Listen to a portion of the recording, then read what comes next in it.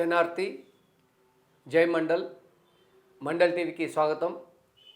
మనతో doctor Jammu Ravi, scientist, భారత అణువిద్యుత్ విభాగం, ఇందిరాగాంధీ ఆటమిక్ రీసెర్చ్ సెంటర్లో సైంటిస్ట్గా పనిచేస్తున్నాడు. కల్పక్కం తమిళనాడులో ఉంది. డాక్టర్ జమ్ము రవి ఆలేరు పక్కన తన సొంత ఊరు. ఒక చిన్న కుటుంబంలో పల్లెటూరులో పుట్టి ప్రకృతిని, సమాజాన్ని అధ్యయనం చేసింది. దాంతోపాటు ఎంఎస్సి కెమిస్ట్రీ చేసి దాంట్లో పిహెచ్డి చేసి అసిస్టెంట్ ప్రొఫెసర్గా ఉస్మానియా యూనివర్సిటీలో పనిచేస్తున్న క్రమంలో తనకు సైంటిస్ట్గా కల్పక్కం ఇందిరాగాంధీ ఆటమిక్ రీసెర్చ్ సెంటర్లో ఉద్యోగం వచ్చింది. సుమారుగా ఇప్పుడు 8-10 సంవత్సరాలుగా అక్కడ పనిచేస్తూ ఉన్నారు. భారతదేశంలో ఏటా జనవరి 4 నాడు ఇండియన్ నేషనల్ కాంగ్రెస్ సమావేశాలు జరుగుతుంటాయి. ఇది ఒక్కోసారి ఒక్కో రాష్ట్రంలో జరుగుతుంటాయి. దానికి భారత ప్రధాని ముఖ్య అతిథిగా వచ్చేసి దాన్ని ప్రారంభిస్తారు. ఇది ఆనవాయితీ. ఈసారి హైదరాబాద్లో జరగనున్నది ఇండియన్ నేషనల్ కాంగ్రెస్ సమావేశము జనవరి 4 నాడు ఈసారి హైదరాబాద్లో జరగనున్నది. ఈ నేపథ్యంలో డాక్టర్ జమ్ము రవి సైంటిస్ట్ని మనం ఇంటర్వ్యూ చేద్దాము. ఆయన అభిప్రాయాలు, ఆయన ఆలోచనలు, ఆయన ఆవిష్కరణలు గురించి వివరంగా చెప్తాడు. జమ్ము రవి, స్వాగతం. అయితే జంతువులకి, మీరు చెప్పినట్టు చీమలకి, ప్రతి ప్రాణికి మనుగడ కోసం సాగే పోరాటంలో భాగంగా శాస్త్రవేత్తలు లేకపోతే శాస్త్రజ్ఞానం ఉంది అని చెప్పొచ్చు. కానీ మనిషి సోషల్ ఎనిమల్, సంఘజీవి. అది మనుగడ కోసమే కాకుండా మహోన్నతమైన దశకు ఎదగడానికి కూడా తను ఆలోచన చేసింది. అందుకే an idea can change your life అంటారు. ఒక ఆలోచన మీ జీవితాన్ని మార్చేస్తుంది. ఇది ఐడియా కంపెనీ కాదు, ఇది సోక్రటీస్, సోషల్ సైంటిస్ట్ సోక్రటీస్ చెప్పినటువంటి విషయం. An idea or a thought can change your life అని చెప్పేసి అన్నాడు. ఆ విధంగా మానవ మనుగడ కోసమే కాకుండా ఉన్నతమైన జీవితం కోసం అనేక ఆవిష్కరణలు చేస్తూ పోతున్నాడు. తన అవసరాలకే పరిమితం కావట్లేదు. ఆ విధంగా సాగేటువంటి పరిశోధనలో ఈ చదువు అనేది కీలకమైన పాత్ర పోషిస్తుంది. భారతదేశం విషయానికి వచ్చినప్పుడు ఒక వర్ణ విభజన చేసి వీళ్ళు మాత్రమే చదువుకోవాలి, వీళ్ళు చదువుకోకూడదు, వీళ్ళు ఈ పనులు చేయాలి అని ఆ విధంగా కట్టడి చేయడం మూలన ఇక్కడ పరిజ్ఞానం, శాస్త్ర పరిజ్ఞానము అభివృద్ధి చెందలేదని ఒక వాదన ఉన్నది. ఇంకా వాళ్ళందరూ కూడా చదువుకుంటే అద్భుతమైన ఆవిష్కరణలు చేసేవాళ్ళు. సో ఉత్పత్తితో సంబంధం లేని కులాలు మాత్రమే చదువుకొని వాళ్ళు చేసేటువంటి ఆవిష్కరణ కూడా అసమగ్రంగా ఉన్నాయి, అసంపూర్ణంగా ఉన్నాయి అనేటువంటి వాదన కూడా ఉంది. అంటే ఎవరైతే ఉత్పత్తితోటి, పనితోటి ముడిపడి ఉన్న జీవితాలు ఉంటాయి కదా, వాళ్లకు చదువు వచ్చుంటే ఇంకా అద్భుతమైన ఆవిష్కరణ జరిగేది. ప్రపంచంలో భారతదేశమే అగ్రగామిలో ఉండేది అనేది వాదన ఉంది. దానికి మీ వాదన కరెక్టు. దురదృష్టవశాత్తు మన విద్య కానీ అక్షర జ్ఞానం కానీ అందరికీ అందుబాటులోకి రాలేదు. అది వర్ణ వ్యవస్థన, కుల వ్యవస్థన, రాజకీయ కక్షణ, లేకపోతే ఒక వర్గం పైన ఇంకొక వర్గం యొక్క ఆధిపత్య క్రమమా, కారణం ఏదైనా సరే ఈనాటి వరకు కూడా, ఇప్పటికి ప్రజెంట్ జరుగుతున్న ఈ రోజు వరకు కూడా విద్య అనేది అందరికీ అందుబాటులోకి రాలేదు. రాకుండా జరిగే కుట్రలు ఏమైనా ఉన్నాయంటే ఉండవచ్చు. ఎందుకంటే ఒక జీవి, మన దురదృష్టవశాత్తు ఏంటంటే అది మతమైన, కులమైన, మా వాడే ఉండాలి, మా ప్రాంతం వాడే ఎదగాలి, మా వాళ్ళకే దక్కాలి అనే ఒక స్వార్థపూరితమైన కొంతమంది వ్యక్తుల స్వార్థం వల్ల అనేకమైనటువంటి, ఇప్పుడు మీరు అన్నట్టు చాలా శాస్త్రీయమైనటువంటి ఆవిష్కరణలు లిఖించబడలేదు. కానీ లిఖించబడినవి కూడా అందరికీ అందుబాటులోకి రాకుండా చేశారు. వేదాలను తీసుకున్నా, ఉపనిషత్తులు తీసుకున్నా, ఎలా ఉండాలి, ఎలా బ్రతకాలి అని సరిపడేంత జ్ఞానం ఉంది. కానీ ఆ జ్ఞానము దురదృష్టవశాత్తు ఇప్పటికి కూడా తెలియదు. ఎవరైతే ఇంకా అందుబాటులోకి లేదు, దాంట్లో శాస్త్రీయంగా ఆలోచించాలి అనేదే ఉంది. ఆ శాస్త్రీయతను తగ్గించి దురదృష్టవశాత్తు ఒక నమ్మకంలాగా, ఒక గుడ్డిగా, అంటే ఏ వ్యక్తి అయినా ప్రొఫెసర్ గారు, ఏ వ్యక్తి అయినా ఎప్పుడు చనిపోతారు అంటే శరీరం నుంచి ప్రాణం పోయినప్పుడు కాదు, మెదడు ఆలోచించకుండా స్తబ్దుగా ఉండిపోయిందో ఆ ప్రతి వ్యక్తి కూడా చనిపోయినట్టే. ఎందుకంటే అతను కొత్తగా ఆలోచించలేడు. ఆ మెదడు అనేకమైనటువంటి ఆచారాలతో ముసుగులో, అనేకమైనటువంటి ఒక పద్ధతుల ముసుగులో, ఓ మతాల కట్టడిలో, ఓ కులాల ఉద్బంధంలో ప్రతిరోజు లేచిన తర్వాత నుండి ఈరోజు ఇది చేయాలి, ఇలా బతకాలి, ఈరోజు ఇది చేయాలి అంటే ఒక రిస్ట్రిక్టెడ్ లైఫ్ని జీవిస్తూ కొత్తదనాన్ని ఆలోచించలేడు, ప్రశ్నించలేడు. గుడ్డిగా నమ్మే వాళ్ళందరూ కూడా మానసికంగా చనిపోయినట్టే. అది మంచి కావచ్చు, చెడు కావచ్చు, ఏ సాంప్రదాయమైనా, ఏ మతమైనా, ఏ కులమైనా, వచ్చిన సాంప్రదాయం దేనివల్ల వచ్చింది, దాంట్లో ఉన్న మంచి ఏంటి, దాంట్లో ఉన్న లోపాలు ఏంటి, సైంటిఫిక్ నాలెడ్జ్ ఏందో వివరించాలి. ఏ శాస్త్రీయ కారణాల చేత మనం ఇవన్నీ వచ్చి అవైలబిలిటీ వచ్చింది. చాలామంది పండగల్లో జన సమూహాల్లో మామిడాకులు కట్టాలి, లేదంటే ఈ పచ్చడి తోరణాలు కట్టాలి అంటారు. ఎందుకు అంటే మామిడి ఆకులో కానీ, అక్కడున్న రావి ఆకులో కానీ చాలామంది జన సమూహాలు ఒకే దగ్గర ఉన్నప్పుడు అందరికీ ఆక్సిజన్ సరిపోను అందదు. కాబట్టి అక్కడక్కడ మనం తోరణాలు కట్టుకొని అందరికీ అంటే మామిడి ఆకులో పత్రహరితం ఎక్కువసేపు మనకి ఆక్సిజన్ అందించే శక్తి ఉంటుంది. అందుకనే చాలా మంది ఎక్కడైతే గుమిగూడతారో అక్కడ పచ్చటి ఆకులు ఉండాలి అనేది ఒక సాంప్రదాయం. మనం వదిలిపెట్టే కార్బన్ డైఆక్సైడ్ పీల్చుకోవాలి కదా, మళ్ళీ ఆక్సిజన్. లేదంటే ఒకే దగ్గర గుమిగూడినప్పుడు అందరూ ఆక్సిజన్ కోసం ఫైట్ చేస్తూ అందరూ కార్బన్ డైఆక్సైడ్ వదిలేస్తున్నప్పుడు అక్కడ ఆక్సిజన్ డెఫిషియంట్ వచ్చి చనిపోయే ప్రమాదం ఉంటుంది, లేకపోతే మూర్ఛ వచ్చే అవకాశం ఉంటుంది, అనారోగ్యం, శ్వాస అందదు. కాబట్టి ఆ రోజు వచ్చిన సాంప్రదాయం ఏంటంటే మనం ఎక్కడైతే నలుగురు ఉంటారో, అది గుడి కావచ్చు, ఇంట్లో శుభకార్యం కావచ్చు, లేదా ఏదైనా.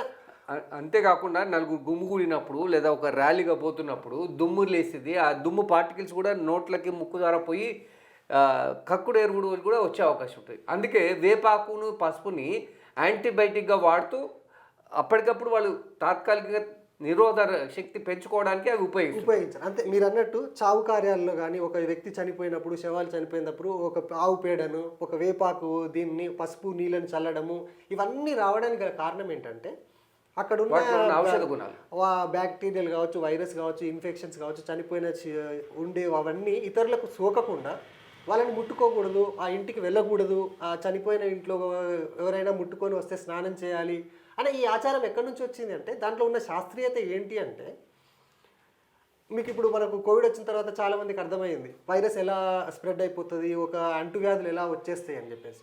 సో చనిపోయినప్పుడు ఉండే ఆ శవం దగ్గర ఉండే ఆ బాడీ ఏవైతే ఉంటాయో హానికరమైన క్రిముల నుంచి మనిషి కాపాడుకోవాలి. కాబట్టి వెంటనే అక్కడి నుంచి వచ్చిన వెంటనే స్నానం చేసుకోవాలి, ఉన్న వాటిని శుభ్రం చేసుకోవాలి.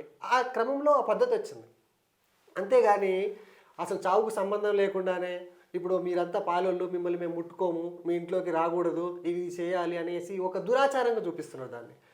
శాస్త్రీయతను మాత్రమే మనం దాని వెనకాల ఉన్న జ్ఞానాన్ని ప్రజలకు తెలియజేయకపోవడం మూఢాచారంగా భావిస్తున్నారు. కరెక్ట్ అదే చెప్పదలుచుకున్నాను. అంటే వాళ్ళకి ఈ ఆచారం ఎందుకు వచ్చిందో తెలిస్తే దాని వెనుక ఉన్న శాస్త్రీయత, దానివల్ల జరిగే ప్రయోజనాలు కనుక మనకు ప్రజలకు అర్థమైతే వాటిని తూచా తప్పకుండా పాటిస్తారు. పాటించి ఓకే ఇది ఈ కారణం చేత మనం ఇది చేస్తున్నాము అవగాహన ఉంటే ఆ సాంప్రదాయం పట్ల గౌరవం పెరుగుతుంది. యాక్చువల్గా డాక్టర్ రవి, ఇందాక మీరు మాట్లాడుతూ వేదాల్లో చాలా జ్ఞానం ఉన్నది అని చెప్పారు. నిజానికి ఆ జ్ఞానం ఇక్కడ భారతదేశంలో మూలవాసులది. ప్రజలకు అర్థమయ్యే భాషలో రాసి చెప్పి ఉంటే యారు ఇది మా తాత చెప్పింది కదా, మా నాయన చెప్పిండు, మా అమ్మమ్మ చెప్పింది, మా అమ్మ చెప్పింది అని చెప్పి చెప్పగలరు. అందుకే ప్రజల జ్ఞానాన్ని తస్కరించి దొంగిలించి ప్రజలకు అర్థం కాని సంస్కృత భాషలో సమాధి చేసిన ఒక వాదం కూడా ఉంది. అయితే భారతదేశంలో ఇప్పుడు ప్రతిదీ కూడా ఏం చెప్పినా ఇది వేదాల్లో ఉన్నది. భారతదేశంలో వేదాల్లో ఉన్న ఇంకో చోటు ఉన్న భారత ప్రజల జ్ఞానం అయి ఉంటుంది. అది ఎక్కడి నుంచో వలస వచ్చిన వాళ్ళకి జ్ఞానం కాదు. వలస వచ్చిన వాళ్ళకి జ్ఞానం లేదని కూడా చెప్పలేము. కానీ వాళ్ళకు మాత్రమే జ్ఞానం ఉన్నది, ఇది వేదాల్లో రాసిండ్రు, ఇది పురాణాల్లో రాసిండ్రు, ఇదని చెప్పడం అనేది అది ఒక బూటకం. ప్రజల జ్ఞానాన్ని ప్రజలకు అర్థమయ్యే భాషలో ఎందుకు రికార్డ్ చేసి పెట్టలేదు? సంస్కృతంలో ప్రజల భాష కానీ సంస్కృతంలో ఎందుకు సమాధి చేసిండ్రు? అది సామాజిక కోణము. మీరు అన్నది నిజం. అయితే ప్రతిది అంటే కూడా లేనిది కూడా అంటే శాస్త్రము సామాజికం రెండు సమ్మిళితమై ఉంటాయి. ఎందుకంటే ఈ శాస్త్రం అనేది సమాజం కోసం. అంటే సమాజాన్ని చదవడం కూడా ఒక శాస్త్రం. సామాజిక శాస్త్రం శాస్త్రం కూడా ఉన్నాయి. మనుషులకు ఉండే సంబంధాలను చదవడము, ఒక మనిషి జీవ పరిణామమే కాకుండా మానసికమైనటువంటి పరిపక్వత, మనుషుల మధ్య సమాజాల మధ్య ఉండే సంబంధాలు, వాటి గురించి చదవడం కూడా ఒక శాస్త్రీయ. ఇప్పుడు మీరు అణు విద్యుత్ కేంద్రంలో పనిచేస్తున్నారు. ఈ అణు విద్యుత్ కేంద్రం ఎవరి కోసం? సమాజం కోసమే కదా. ఏది చేసినా కనుక సమాజము, సమాజ శాస్త్రాలు లేదా ఈ ప్రకృతి సైంటిఫిక్ ఇవన్నీ కూడా ఇంటర్ రిలేటెడ్. వేరు చేసి చూపెట్టలేము. చూపెట్టలేము. శాస్త్రం అనేది ఒక విస్తృతమైన చెట్టు. ఆ చెట్టులో ఎవరికి అర్థమైన ఒక కొమ్మను, ఒక ఆకుని, ఒక పువ్వుని చదువుతున్నారు. అంటే ఈ దాంట్లో ఉండే కాంపోజిషన్ నేను చదివాను అనుకోండి, నన్ను కెమిస్ట్ అని చెప్పేస్తున్నారు. దాంట్లో ఉండే ప్రాణం ఇలా వచ్చింది, ఇలా పోతుంది అనుకున్నాను బయాలజిస్ట్ అంటున్నారు. అది ఏ మొక్కలో పెరుగుతుందో ఆ మట్టి చదివినప్పుడు జియాలజిస్ట్ అంటున్నారు.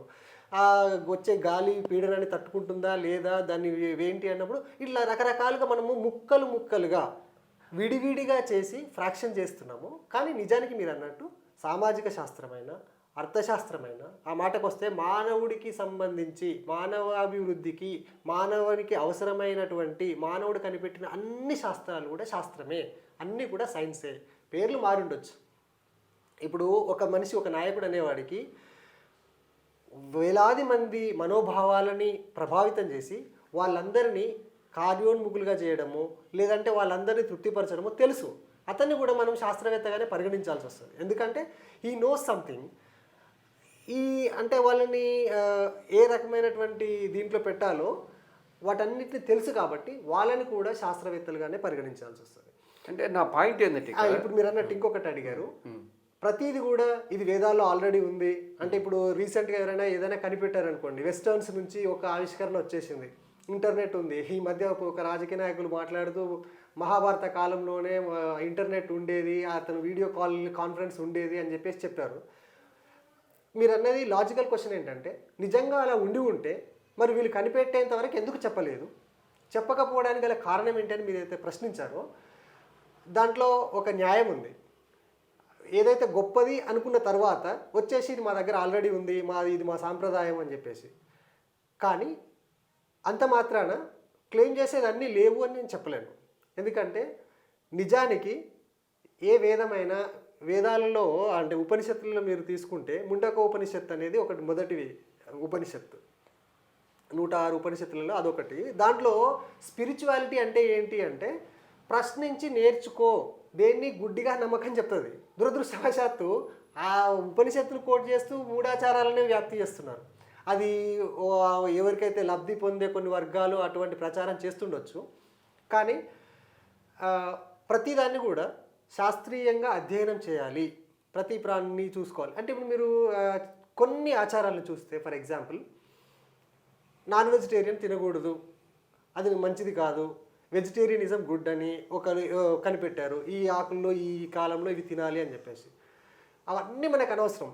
జస్ట్ ప్రకృతిని చూడండి. శీతాకాలంలో ఏది మనిషికి అవసరమో ఆ కాలంలో ఆ ఫ్రూట్స్ వస్తాయి. వర్షాకాలంలో అంటే ఎప్పుడైతే ఫ్లూలు స్ప్రెడ్ అయ్యే టైంలో మనకి ఏది అవసరమో ఆ ఆకులు చిగురిస్తాయి, ఆ మూలికలు మొలకెత్తుతాయి. అంటే మనకు ఇండైరెక్ట్గా ప్రకృతి చెప్పగానే చెప్తుంది. ఇప్పుడు ఫర్ ఎగ్జాంపుల్ కొన్ని ఆచారాలు ఎలా ఉంటాయంటే, రావి చెట్టు చుట్టూ తిరగండి, అనారోగ్యం పాలైనప్పుడు తులసిని ఆకులు పెట్టండి అంటారు. అది ఫ్యాక్ట్ ఏంటంటే రావి చెట్టు అంటే అది ఆక్సిజన్ లెవెల్స్ని బాగా పెంచేసి మీకు కొంత ఉపశమనాన్ని కలిగిస్తుంది. దురదృష్టం ఏంటంటే ఆ విషయం చెప్పకుండా రావి చెట్టు దగ్గర పోతే తక్కువైందంటే, ఉట్టి రావి చెట్టు కాదు, అది దేవుని గుడి దగ్గర నాటి దేవుని గుడి దగ్గర పోయి రావి చెట్టు ప్రదర్శనలు చేయడం మూలానే నువ్వు ఆరోగ్యవంతుడు అయినావు, నీ రోగం పోయింది, నీకు పిల్లలు కలగకపోతే పిల్లలు కలిగిండ్రు. ఈ విధంగా అయితే ముందుగా అంటే మామూలుగా ముందు ఏమై ఉంటుందంటే, ఊరికే రావి చెట్టు చుట్టూ తిరగమంటే తిరగడు కాబట్టి భయాన్ని కల్పించి, దేవుడు అంటే ఒక అభూత కల్పన, ఒక భయాన్ని కల్పించి దేవుడు ఉంటే దేవుడి చుట్టూ తిరిగితే తక్కువ అయిపోతుంది అని చెప్పి ఒక రావి చెట్టు ఉండేది. ఇప్పుడు దురదృష్టవశాతం ఏంటంటే రావి చెట్టు లేని గుడి చుట్టూ తిరిగి ఎక్స్పెక్ట్ చేస్తున్నారు. అది రాంగ్. అంటే కాన్సెప్ట్ దేవుడి దగ్గరికి పోతే, గుడికి పోతేనే ఇది రావి చెట్టు తిరిగితే వస్తుందని భ్రమలు, అభూత కల్పనని సృష్టించి అది చేయడం వలన దేవుడి నమ్మకం గుళ్ళో అట్లా చేశారు కానీ అది యాక్చువల్గా తప్పు. కాదు. రావి చెట్టు Actually వల్ల జరుగుతుంది. రావి చెట్టే దేవుడు, ఇంకా ప్రత్యేక గుడి అవసరం లేదు. ప్రకృతే దైవం. అదే ప్రకృతి మించిన దైవం లేదు. ప్రకృతిలో ప్రతిదీ దైవమే, ప్రతి ప్రాణి దైవమే. రావి చెట్టే ఇంపార్టెంట్. అక్కడ గుడి ఉందా, అక్కడ గుడిలో పూజారి అక్కడ అభిషేకం ఇచ్చిండా, దాంతో సంబంధం లేదు. మనకు ఆ రావి చెట్టు చుట్టూ తిరిగితే రావి చెట్టు మనకు ప్రయోజనం కలిగిస్తుంది. నిజానికి ఆ గుడి ఆ పూజారితనము బాపనుల బతుకు తెరువు కోసం పెట్టుకున్నటువంటి విషయం. అది అయి ఉండొచ్చు. అది వాళ్ళు ఎవరి కమర్షియలైజేషన్ ఆస్పెక్ట్స్ వాళ్ళకి ఉండి ఉండొచ్చు. అక్కడ గుడి పెడితే మళ్ళీ కొంతమంది దాన్ని చుట్టూ ఒక కమర్షియలైజ్ చేసే క్రమంలో ఎవరు అంటే మనిషి యొక్క బలహీనత, ప్రశ్నించలేని బలహీనత ఉన్న వాళ్ళని రకరకాల రూపాల్లో ఎక్స్ప్లాయిట్ చేసుకుంటూ వాళ్ళ అవసరాల కోసం వాడుకునే క్రమం ఉండవచ్చు. అయితే ఇంత మాత్రాన మూల కారణం ఏంటో తెలుసుకోవాలి కనీసం. నిజంగా రావి చెట్టు చుట్టూ ఎందుకు తిరగమన్నారు పెద్దలు, తులసాకినే ఎందుకు తినమన్నారు అంటే మరి మీలాంటి సైంటిస్టులు దాని మీద పరిశోధన